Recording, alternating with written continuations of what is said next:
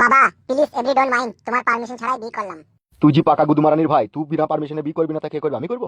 বাবা mind your language. আরে বেটা পাঁচু, আমার সামনে ইংলিশ বলছিস রে খানকির বেটা? তোর কত বড় সাহস সুইরের বাচ্চা! কেন বাবা বিয়েটা করা ঠিক হয়নি?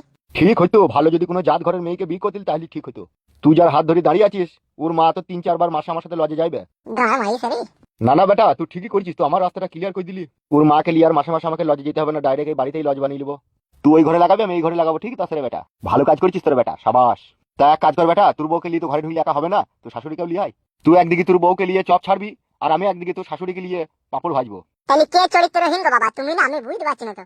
তুই রে শালা খান কি ছেলে, তুই হালকা বয়সে লোকের মেয়েকে বাড়ি থেকে পালিয়ে আছিস, তুই চরিত্রহীন হবি না তাকে আমি হবো? আমি বয়স্ক লোক, বয়োজ্যেষ্ঠ মানুষ, আমি যা করি চিন্তা ভাবনা করি না করলে পারে ওই মেয়ের মাকে তো কবে আমার বাড়ি ঢুকিয়ে দিতাম, ঢুকাইনি কেন? আমি ওকে লজে যাই কেন? আমি জ্ঞানমান লোক, বুদ্ধিমান বলি। শালা পচা শামুকে পাকালাম রে।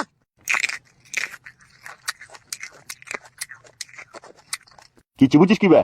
চিবুইটা পারলাম কই, এখানে স্বপ্ন দেখলাম।